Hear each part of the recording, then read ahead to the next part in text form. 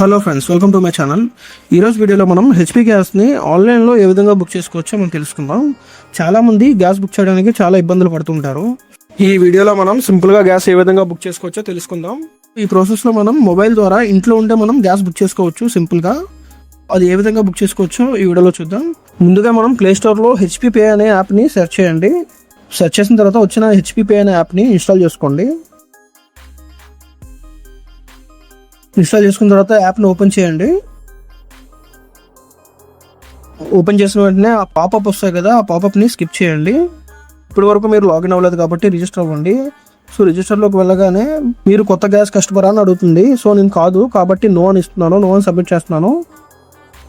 అక్కడ ఉన్న డీటెయిల్స్ ఉన్నాయి కదా, ఆ డీటెయిల్స్ అన్నింటినీ ఫిల్ చేయాలి. మీ నేము, మీ సర్నేమ్ కూడా ఇవ్వాలి. తర్వాత మీ మొబైల్ నెంబర్ కూడా ఎంటర్ చేయాలి. మీ మొబైల్ నెంబర్ అనేది ఎంటర్ చేసిన తర్వాత మీకు ఓటీపీ అనేది వస్తుంది. ఆ ఓటీపీ అనేది అక్కడ ఎంటర్ చేయాలి. ఎంటర్ చేసిన తర్వాత మీ డేట్ ఆఫ్ బర్త్ అడుగుతుంది. మీ డేట్ ఆఫ్ బర్త్ ఎంటర్ చేసి అక్కడ మీ పిన్ కోడ్ని, కింద ఈమెయిల్ అడ్రస్ని రెండింటిని ఎంటర్ చేసి సబ్మిట్ చేయండి. సబ్మిట్ చేసిన తర్వాత యూ హ్యావ్ సక్సెస్ఫుల్లీ రిజిస్టర్ వస్తుంది. రిజిస్టర్ అయిపోయిన తర్వాత మీకు గుర్తుండే 4 డిజిట్ ఎంపిన్ అనేది మీరు ఇవ్వాల్సి వస్తుంది. ఆ ఎంపిన్ మీకు గుర్తుండాలి. నెక్స్ట్ టైం ఎప్పుడైనా లాగిన్ అవ్వాలంటే ఎంపిన్ ద్వారా లాగిన్ అవుతారు. తర్వాత సబ్మిట్ చేయండి. సబ్మిట్ చేసిన వెంటనే మీ ఎంపిన్ని ఎంటర్ చేయమని అడుగుతుంది. మీ ఇచ్చిన ఎంపిన్ని ఎంటర్ చేయండి. ఎంటర్ చేయగానే ఇలాగా పేజ్ అనేది ఓపెన్ అవుతుంది. రైట్ సైడ్ టాప్లో ఎల్పిజి పే అని ఉంది కదా, ఎల్పిజి పేని ఓపెన్ చేయండి. ఓపెన్ చేసిన వెంటనే మొబైల్ నెంబర్ ద్వారా లేదా కన్జ్యూమర్ నెంబర్ ద్వారా లేదా ఎల్పిజి ఐడి ద్వారా మీరు ప్రొసీడ్ అవ్వచ్చు. మీ మొబైల్ నెంబర్ కనుక రిజిస్టర్ మొబైల్ నెంబర్ అయితే మీరు ఆటోమేటిక్గా బుక్ చేసుకోవచ్చు కన్జ్యూమర్ నెంబర్ ఎంటర్ చేయకుండానే. నాది ప్రజెంట్ రిజిస్టర్ నెంబర్ కాదు కాబట్టి కన్జ్యూమర్ నెంబర్ యాడ్ చేసి నేను బుక్ చేసుకుందాం అనుకుంటున్నాను. సో కన్జ్యూమర్ నెంబర్ యాడ్ చేస్తున్నాను. కన్జ్యూమర్ నెంబర్ యాడ్ చేసి కింద కనిపిస్తున్నాయి కదా స్టేట్, డిస్ట్రిక్ట్, ఇంకా సెలెక్ట్ డీలర్ని కూడా మనం సెలెక్ట్ చేసుకోవాలి. సెలెక్ట్ చేసుకున్న తర్వాత కింద ప్రొసీడ్ అనే ఆప్షన్ ఉంది కదా, దాని మీద క్లిక్ చేయండి. క్లిక్ చేయగానే నాకైతే ఇలా పాపప్ వచ్చింది. ఈ పాపప్ ఏంటంటే నేను బుక్ చేసి 27 డేస్ అవ్వలేదు కాబట్టి ఇలా వచ్చింది.